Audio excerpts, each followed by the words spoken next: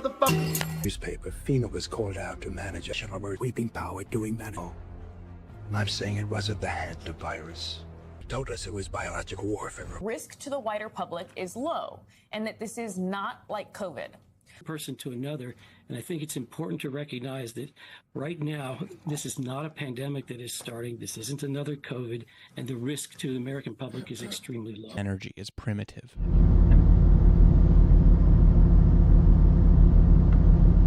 The business, motherfucker. The Daily Read.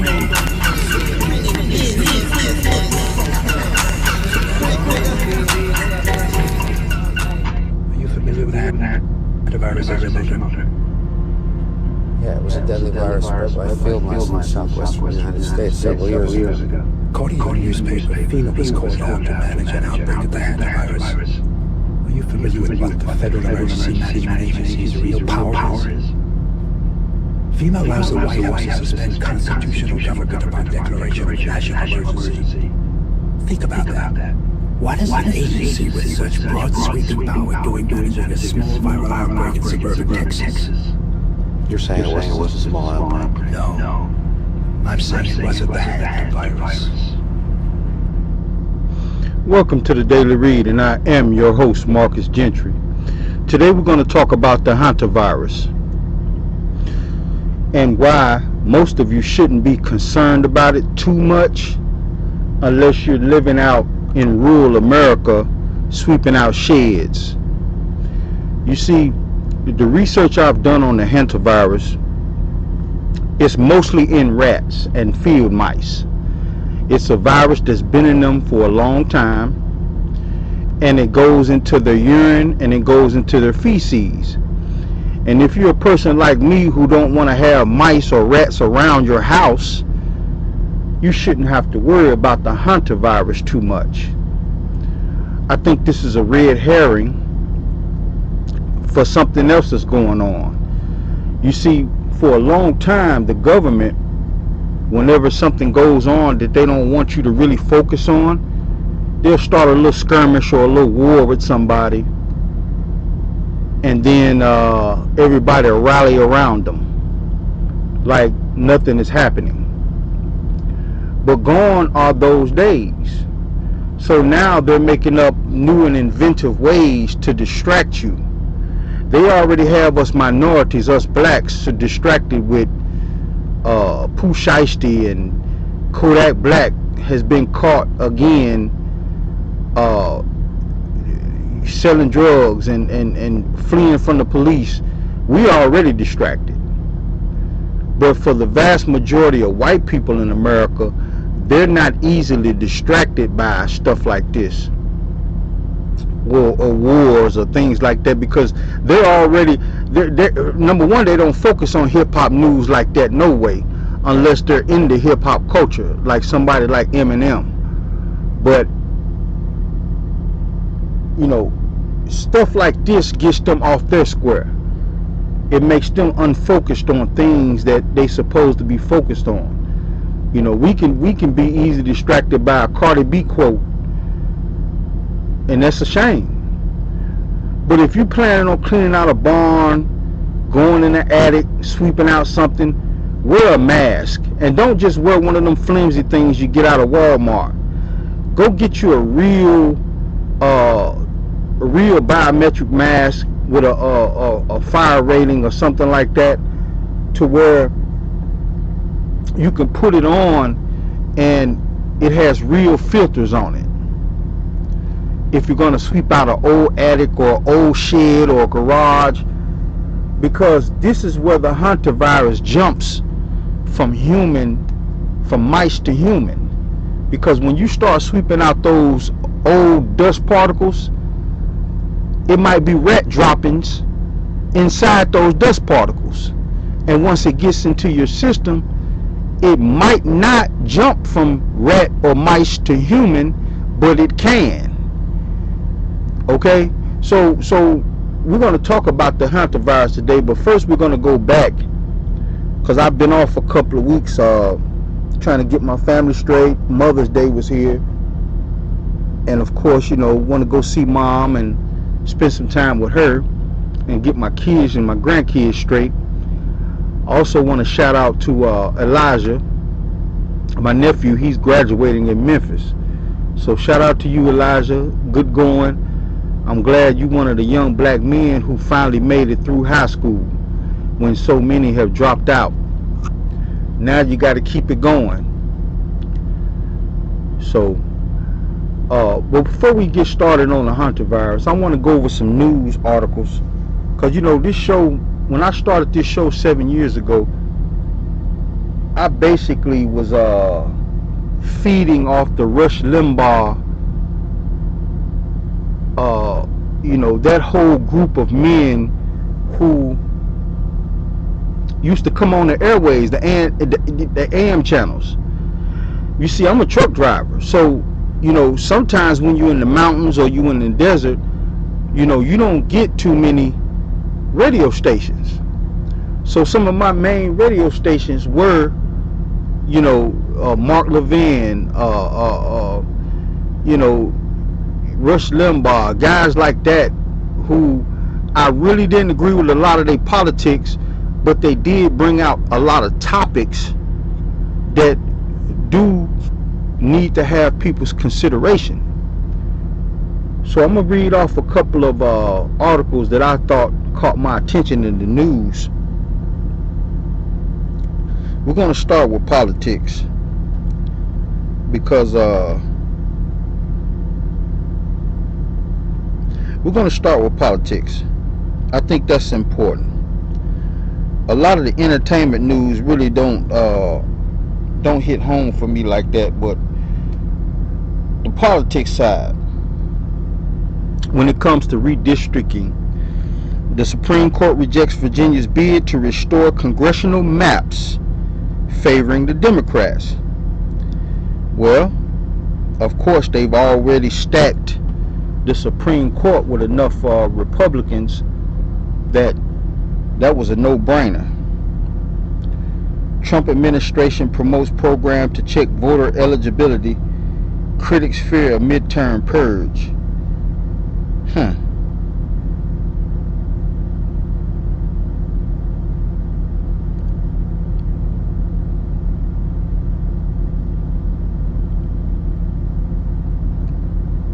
Tiny patients, big fight. NICU parents win leave in 2 states and push more. U.S.-Mexico border wall. They're still down there playing with this wall. U.S.-Mexican border wall construction is desecrating sacred Indian land, most likely burial grounds. And this is what I mean when sometimes we go too far with our politics, because what a lot of you Republicans and some of you Democrats who side with this got to understand, I look at it from 2 perspectives. We need them here, but I can also see the other side of that argument when it comes to being a minority. When they come here, we fight for resources in the black community, because the Mexicans are not taking resources out of the white community. They're working for most of the whites, but they live around the poor neighborhoods where we stay at. So they're taking our resources. So I get that. But at the same time, if you're going to send these people back, you need to open up the job markets to us minorities. And then us minorities are going to have to fill in some of these gaps. Like when you got a farmer who hires 40 Hispanics or Mexicans to go on his orange plantation, his orange farm, and pluck oranges, that's not easy work.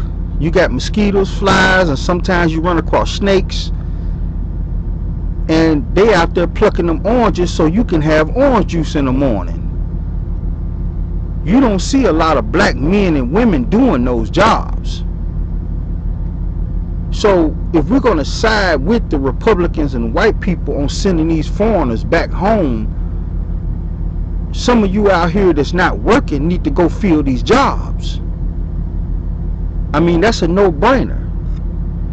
And I think that's another reason why they started cutting the food stamps, cutting back on all of this welfare and this freebies they're giving, because they're going to push you into those jobs.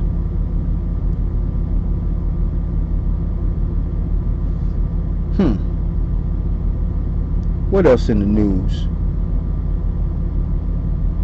A judge is protecting youth gender care in Kansas while a settlement in Texas attacks it. There you go. There you go with the homosexual shit.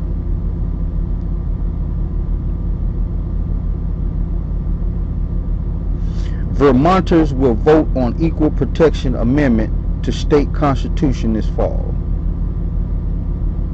Justice Department to seek death penalty for man charged with killing 2 Israeli ambassadors' staffers. Isn't it funny how they put more emphasis on foreign lives, especially if they're dignitaries, than our own? Trump says new sculpture garden honoring 250 prominent Americans will rise along the Potomac River.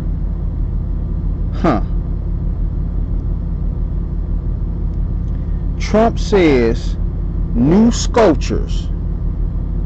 new sculpture garden honoring 250 prominent Americans will rise along the Potomac River. Now, I want to discuss that for a minute before we get into the Hantavirus.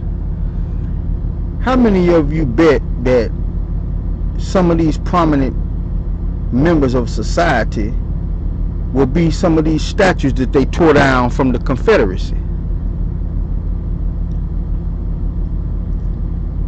President Donald Trump plans to build an exhibit of statues featuring prominent Americans in tightly regulated park along the Potomac River, potentially opening a new legal fight over whether his administration is ignoring the approvals process that typically governs Washington Monumental Corps. Of course he's ignoring it.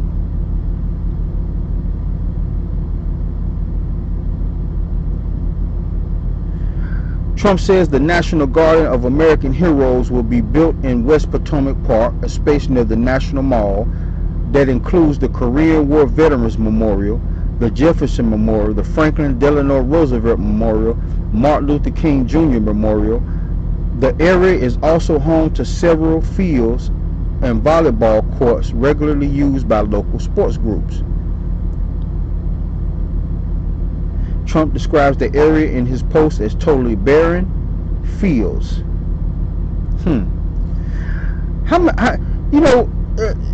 Even though there's something minor,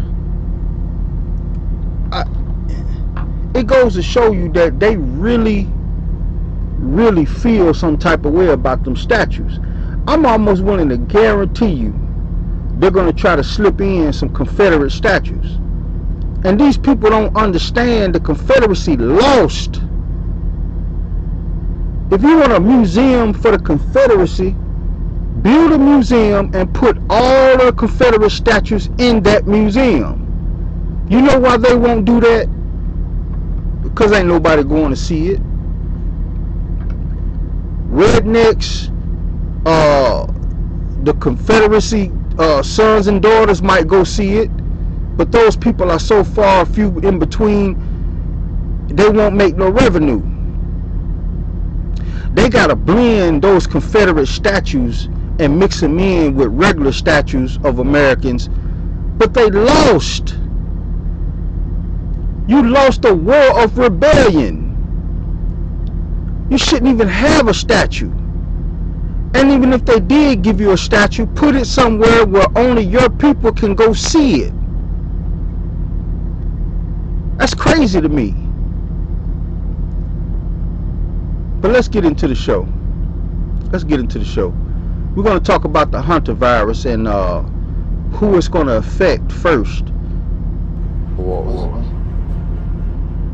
When we were young men in the military, your father ordered for a project. They told us it was biological warfare, a virus. What killed those men? What killed them, I won't even write about. We have no context for what killed those men, or any appreciation of the scale which will be unleashed in the future. A plague? Plague to end all plagues, Agent Mulder. A silent weapon for the quiet war. The systematic release of an indescriptible organism for which the men who will bring it on still have no cure. They've been working on this for 50 years. While the rest of the world have been fighting groups and communists, these men have been secretly negotiating a planned Armageddon. Spanish authorities are... I just played FBI Agent Mulder in one of America's greatest television shows that they ever produced, The X-Files. I used to watch it. I love it. I'll even watch some of the movies that came out with Mulder and Scully going around investigating things and involving government conspiracies. That right there, that scene was shot in the 90s. And a lot of people don't understand our government officials are normal human beings too. And they like to rub elbows with producers and movie stars and sports players and things like that, multimillionaires that have major businesses going on in the world. And I have no doubt that some of the producers of these shows back in the 80s and the 90s, it almost seemed like they have a mystical ball somewhere where they can rub and see what's going to happen in the future. But I don't think that's the case. I believe a lot of these men and women have sat around politicians who they're cool with or friends with and have discussed things that the government has been planning for a long time. Like when the Simpsons had that episode on Donald Trump being president, I think the producers or the people that created that show, because you know Donald Trump was in Hollywood, well not in Hollywood, but messing with people in Hollywood for a long time. And I believe in some circles he was already thrown around as a potential candidate for president, which is why that particular television show or that cartoon produced him like that. And now we get to the Hantavirus. That show was shot in the 90s, where they was talking about the Hantavirus. And it was almost like a foreshadowing.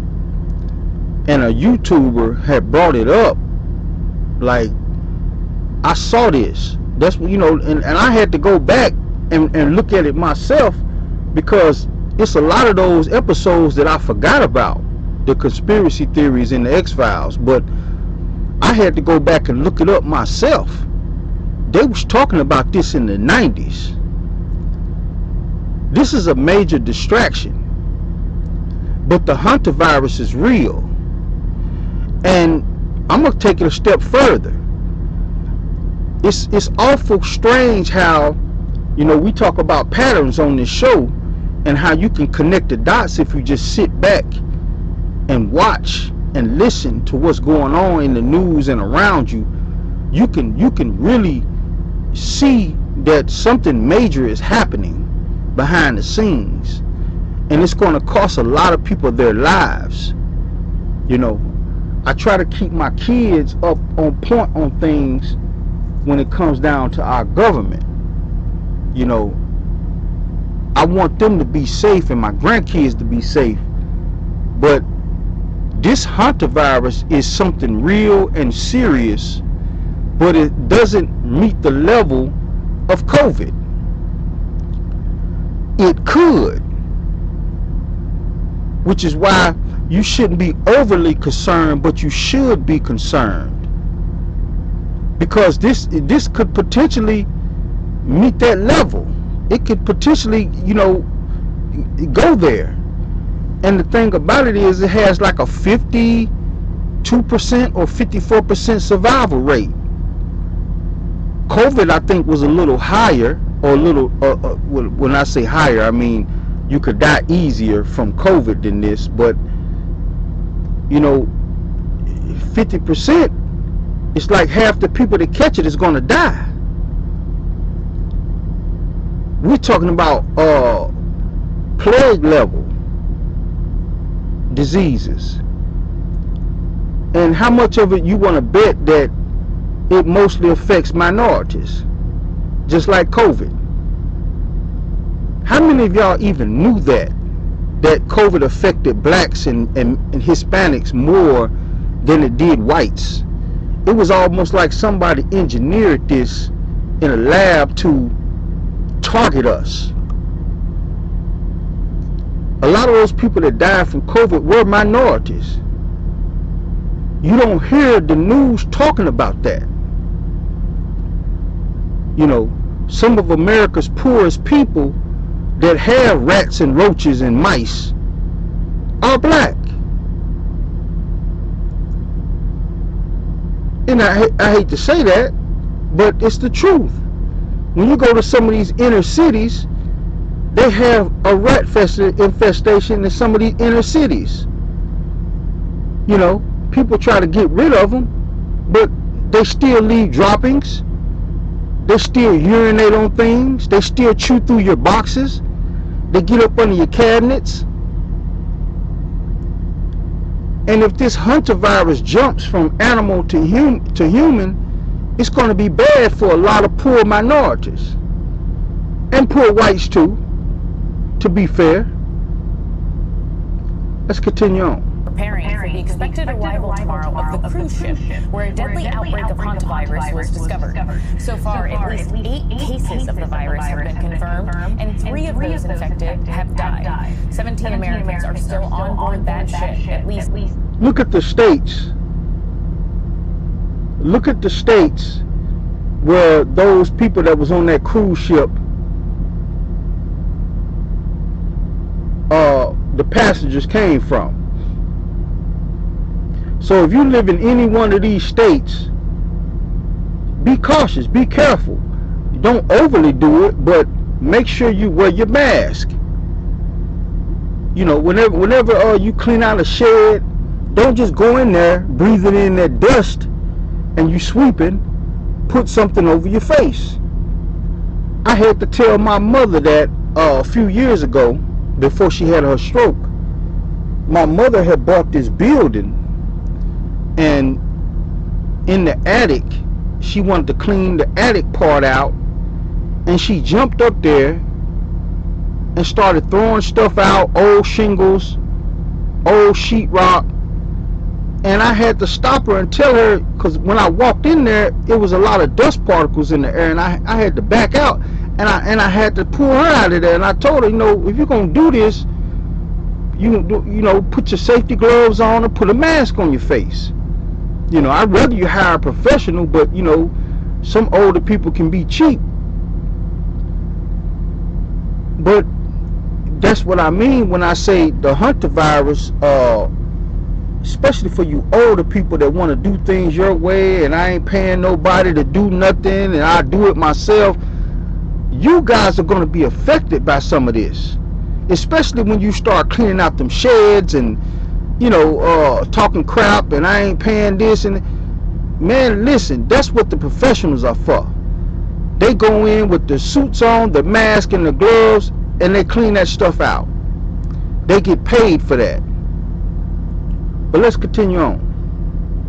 6 other Americans who traveled on that ship have returned, and health officials in 6 states are closely monitoring those people and anyone that could have been exposed.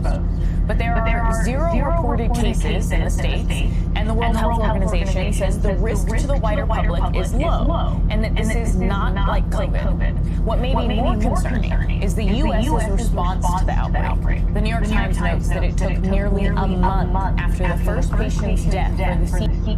Now, this is my problem. We just talked about how, if you can be safe and do things the proper way, you could be good cleaning out an old shed or, a garage or attic. But the problem is, like she said, the administration and the Republicans have been gutting regulations, regulatory systems that keep us alive and safe in this country. They shouldn't do that. But they do it because these multimillionaires who have these companies and these factories, they have to spend cash money for people to come in and dump and clean some of that waste out. When you got some wealthy billionaire living in the Hamptons somewhere who owns a couple of factories in Georgia, a couple of factories in Kansas, they're dumping pollution in the out the back door. You know, this is when the EPA and the CDC come in at to stop this from happening. And a month is too long for the CDC to get a hold of this and send people out. A whole month, people, thousands can die in a whole month from an outbreak. It doesn't take long. COVID spread so fast, you know, it was lucky we had those safeguards in place. CDC to set up a team to respond to the outbreak. They say, quote, the administration's sluggish response and lack of communication suggests the United States is ill-prepared for a larger health crisis. And because of deep staffing cuts the Trump administration has made to the CDC and other health agencies, the government has far fewer people to respond to outbreaks. And while the WHO has been coordinating efforts, the Times points out, because President Trump withdrew the country from the World Health Organization, the United States does not receive regular information from member states about emerging health threats. Goofball. Straight goofball. Think about what this woman just said. You withdrew from the World Health Organization. It was set up for a reason. We have people traveling all the time in the United States.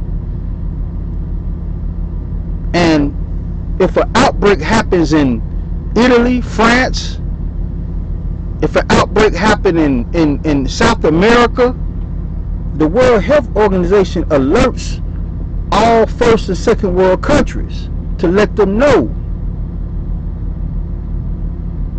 By withdrawing on some, I'm just gonna say it, man. I think a lot of this withdrawing and retreating from world organizations and all of this other stuff, a lot of this stuff is based on bigotry, not racism. It's a difference. A lot of this stuff is based on bigotry.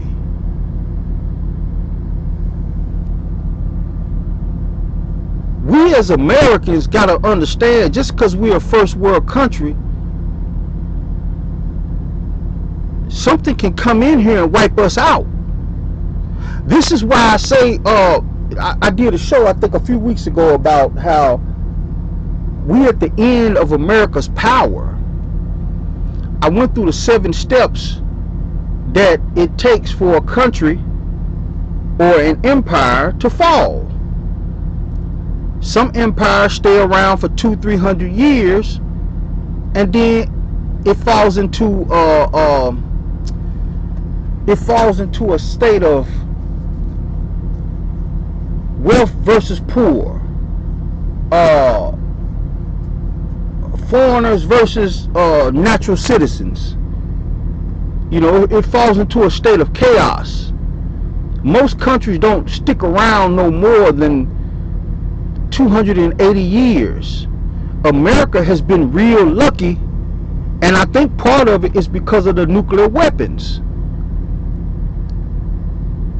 If it wasn't because of the nuclear weapons on this planet, if you wipe them all out, more and more countries would try us. So you know, it goes back to poor decisions on the voters, and it goes back to bigotry. You know, I don't think no one with a rational mind could even think to vote for Donald Trump unless you had an axe to grind. Let's continue on. Joining us now is Dr. Daniel Jernigan, excuse me, doctor, former CDC director of the National Center for Emerging and Zoonotic Infectious Diseases. He resigned in protest from the CDC last year following the firing of then CDC Director Susan Menares. Dr. Jernigan, thank you so much. So first, can you explain to us what the Hantavirus is and what this rare strain is? Give us a reality check, please. Yeah, sure. This is a virus that normally hangs out with rodents. It's very common in rodent population. Pay attention to this, people, because this right here is very important. Hantavirus been around for a long time in rats and field mice. So the virus is already in them. It's a virus for those animals specifically. The problem is somebody has been tampering, I think. Somebody has been tampering with certain diseases, certain plagues, and they done stepped on a landmine. You know, because you got to understand that a lot of starving Asians, a lot of starving South Americans will catch a rat or a mice and eat it, cook it and eat it. Yes, this happens. So if the outbreak hasn't happened where the virus has jumped from the meat of a rat to a human in all of these decades and years, it lets you know somebody is tampering and it got out of hand. Later on in the show, I'm going to talk about those missing or dead scientists, because to be honest with you, I think all of it's connected. Let's get to it. But people, when they come in contact with those rats or those other kinds of rodents, they can get infected through the feces, through the urine, through things that get kicked up in the air. Once you get that into your body, these viruses in the South America and North America cause a thing called Hantavirus cardiopulmonary syndrome. That just means that it infects the lungs, infects the heart, and such that your vessels open up and you start to leak fluid and you can't breathe. So this is a bad disease. You can have a case fatality ratio of about 30 to 40%. Even though it is bad and lethal, it's not that easy to get. It is actually pretty hard for it to get from one person to another. And I think it's important to recognize that right now, this is not a pandemic that is starting. This isn't another COVID, and the risk to the American public is extremely low. The most important story of my lifetime. I know. Before I get to the next part of this, because I want you guys to see the pattern. We do patterns on this show, and I can see a lot of patterns in this to where a lot of this stuff is connected. Just like I was talking about how a lot of you forgot about the DC madam, how they found her hung inside her mother's barn after she was threatening to expose hundreds of politicians who used to come to her to get girls, you know, to have sex with some of her prostitutes. She had a little black book of past and present politicians, even women. Yes, even women, married people who used to come to her for sex. You know, she would send a call girl out.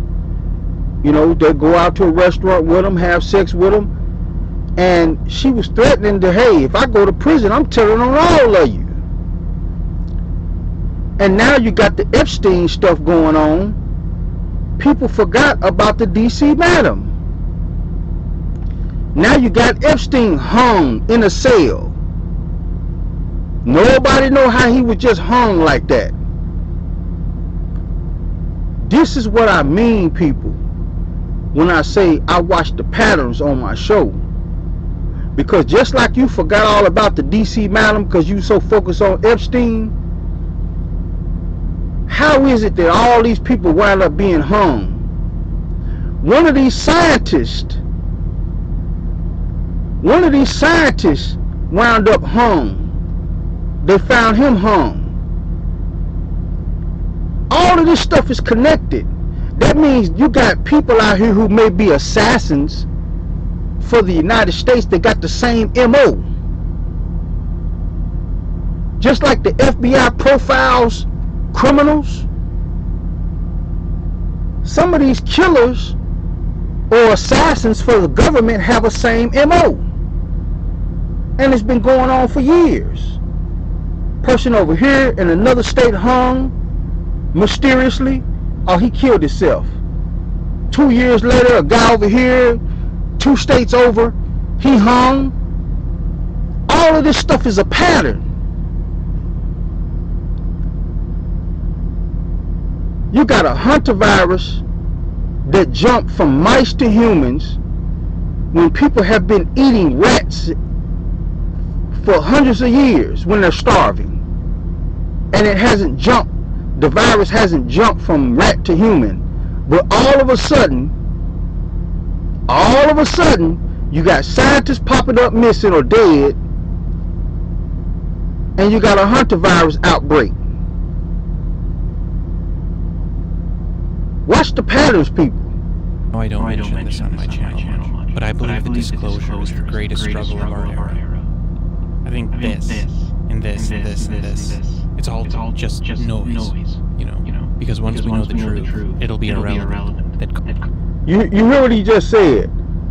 All of this political strife, noise. All of this Iranian stuff going on, noise. Oil crisis, noise. All of these things right here are white people's noise. I'm just gonna put it out there. I'm a black man, I'm gonna put it out there. All of this stuff right here that you see on the screen is white people noise. You know, our noise that keeps us distracted is whether Gucci Man snitched or not. Who Cardi B baby daddy is. Is it Stephon Diggs or her ex-husband or husband? You know, Offset. Glorilla and Glorilla, 2 sisters in hip-hop arguing and fighting over each other. You know, about who ain't helping take care of the family and who is. All of that stuff right there is distractions. Now you got Kodak Black got arrested again after Trump gave him a pardon. Do anybody even remember that? How Lil Wayne and Kodak Black got pardons? And all of a sudden, now Kodak Black is in the news for fleeing from the police. All of this stuff is connected, people. Don't get it twisted. I wouldn't doubt Lil Wayne get into something. You know, it's what you call a one hand washing the other. The government is good at that. That's why you see a lot of big time mob bosses walk out scot-free while all of their underlings go to prison and do 30 years, 20 years. Because the government is good about one hand washing the other. You got Big Meech out, and that's all people think about when they talk about his little mob he had. But he didn't create that mob by himself. Big Meech went to prison with other people. Nobody's saying free them. Nobody's advocating for them. But all of a sudden he's out here on the streets as a distraction. Let's keep going. Carbon energy is primitive, and that we aren't alone. Dr. Jason Thomas had a PhD in biology and biochemistry. He was a researcher for Novartis, a Swiss. Now listen to what these scientists were connected to. A lot of these scientists that have come up dead are bioengineers, right? Think about it. You got the hantavirus out here that could be something that was bioengineered. This stuff is simple, people. biochem company, and he was also a contractor for NASA, studying, quote, anti-gravitational microbiology. Dr. Thomas was last seen on December 12, 2025, taking care of his dogs with his wife. Then he evidently went on a walk, and he left his phone and wallet behind. Surveillance footage captured him walking alone along some railroad tracks shortly after midnight on the 13th, and the next day he was declared a missing person. On March 17th of 2026, his body was found in Wakefield, Massachusetts, in Quannapowitt Lake. That's after the ice melted, so some 4 months after he was last seen, and law enforcement suspected no foul play. 3 days after his disappearance, a man named Dr. Nuno Loureiro, director of MIT's Plasma Science Fusion Center, was fatally shot in his home. He was 47 years old. They immediately suspected that the perpetrator was a former colleague of his from his home nation of Portugal, who evidently bared a grudge, but the suspect was never apprehended because he was finally found on December 18th with a, quote, self-inflicted GSW to the head, so it's pretty easy to close the book on that one. Now, I'm not even, just listen to the first 2 cases. One man left his wallet, which is ID in there, and everything, and went for a walk. It was almost like somebody put him at gunpoint and said, come with us. No, don't grab nothing, just come with us. He wound up dead 4 months later after the lake thawed out. The other scientists, you know, killed by a former colleague.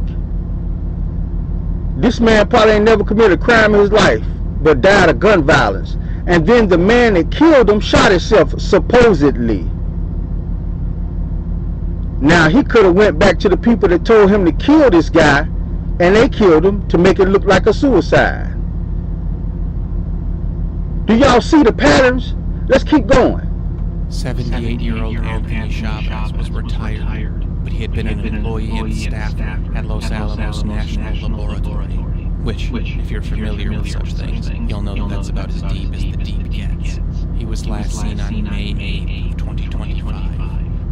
Like Dr. Thomas, Chavez went on a walk without his keys, phone, or cigarettes, which according to those who knew him was inconceivable, as evidently the man liked his cigarettes. His car was locked and parked in his driveway.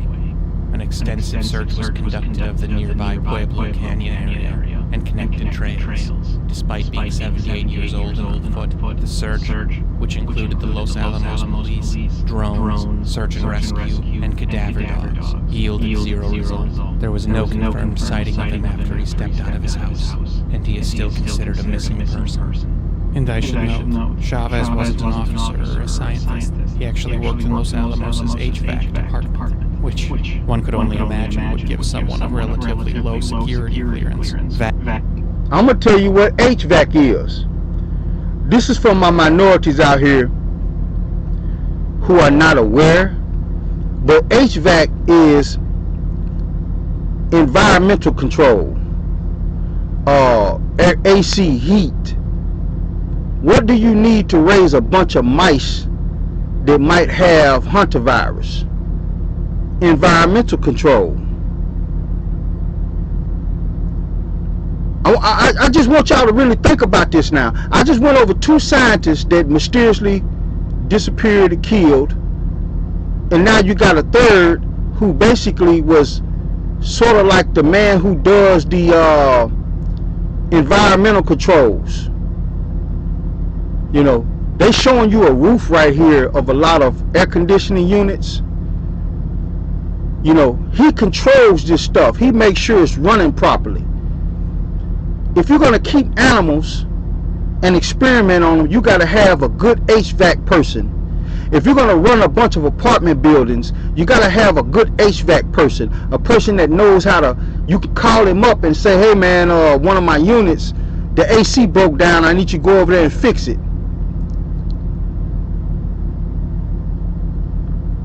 I want y'all to see what I see when I see patterns and stuff. Let's keep going. Fast access to the whole facility, including that which is deep beneath what we can see, and one might wonder what he saw, what he may have stumbled upon in his over 50 years there. Monica Rizzo was last seen on June 22nd of 2025. She had been an aerospace engineer at NASA and an inventor for Aerojet Rocketdyne. She was last seen on a morning hike in the Angeles National Forest.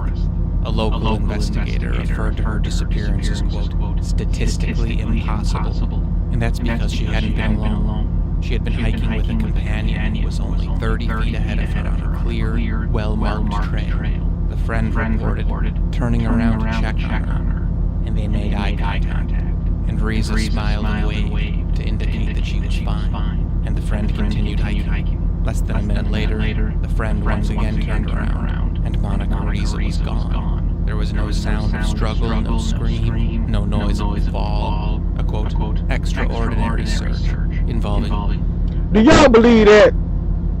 I mean, seriously. Whoever that guy is, they need to have him under investigation immediately. Whoever that guy that was with her, he's involved. You know, I've been on camping trails. And if you got a camping trail where a person, you could turn around and see them smile, that's how close you are to them, and then you turn around again and they're gone, stop it. That's why that man said, that the investigator said, it was statistically impossible for him not to heard nothing. Even if a bear came out the woods and drug her off, he would have heard that. 5 mountains, scent dogs, helicopters, and thermal imaging covered the terrain. And despite her bright red hiking shirt, not a single trace of her gear or body was ever found. Monica Rizzo had developed a metal called Mondeloy, a high-tech nickel super alloy used in rocket engines, an alloy that can sustain immense force. Then on June 26th, an administrative assistant with Los Alamos National Laboratory named Melissa Cassius disappeared from her New Mexico home. She remains a missing person, and initial reports from law enforcement indicated that all of her personal devices were at her home, but that they had been completely wiped. And it's easy to wipe a device, but it's extremely difficult to irretrievably wipe a device. And hers were irretrievably wiped. She was last. The only people that can do that is the government. The government has so much technology to where if they really, really wanted to, they could overflow the criminal justice system with mothers, daughters, sons, everybody, if they really wanted to. That's why you got what you call selective prosecution. They have technology that can wipe, irretrievably wipe, you know, hard drives. We normal people don't even know how to even start doing that. Now all of a sudden she leave all of her stuff. It's almost like somebody pointed her gun at her and said, come with us, leave everything else and just get in the car. Let's go. Last seen it in person, dropping off a sandwich to her daughter, who was at a sports function of some kind. She was picked up on sponsor. And this is the part of the pattern that y'all really need to pick up on. No mother is finna just abandon their daughter like that.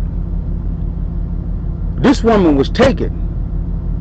Surveillance camera shortly thereafter, walking along Highway 518 near her New Mexico home. Her car was parked and locked in her driveway. She was 53 years old, she has a tattoo of a dream catcher on her left shoulder, and she is classified as a missing person. Despite her title of administrative assistant, she maintained a top-secret clearance level that allowed her to handle highly sensitive data. Then on August 28th of 2025, Stephen Abel Garcia, who was a property custodian for the National Nuclear Security Administration, also left his New Mexico home. He had no phone or wallet. Multiple ring cameras showed that he had a sidearm on his head. A vast search was conducted in nearby secluded areas, but the searches yielded nothing. The Albuquerque Police Department, as well as the county, agreed that there is currently no evidence of foul play. Garcia, Cassius, Thomas, I'm going to talk about Garcia, a property custodian. Basically, he's a high-paid janitor. What do you need when you have diseased field mice? You need somebody that's going to go in, not the scientists, and clean out the cages. Take care of the property. Starting to make sense to you now? Let's keep going. Chavez are known as the New Mexico Four. They all worked in special projects related to Los Alamos, and all simply walked away, never to be seen again, except for Thomas, who was seen again, but obviously deceased.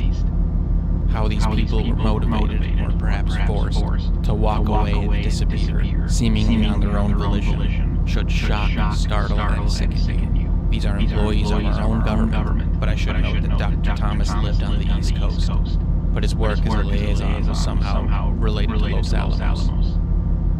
Dr. Carl Grillmer was 67 years old. He was a research scientist and a senior astrophysicist at Caltech's IPAC, Infrared Processing and Analysis Center, and on February 16, 2026, Grillmer was shot and killed on his front porch at approximately 6:10 a.m. He lived in a remote part of town called Llano, which is in Antelope Valley, California. He specifically lived there for its, quote, dark skies and clear nights, and he owned and maintained a private high-powered observatory there. And before you come at me, I looked it up and listened to local newscasters. The unincorporated community of Llano is pronounced with an L, despite its Spanish origin. Grillmer co-authored a 2007 study called Exoplanet Water, which identified water molecules in the atmosphere of exoplanets. His work was considered foundational for identifying potentially habitable worlds, and that's a double-edged sword, right? Was he looking for worlds that we could inhabit, or worlds that may already be inhabited? At the time of his death, Grillmer was working on the NEOWISE and NEO-Surveyor missions, NASA projects specifically designed to find and track asteroids and, quote, objects that come close to Earth.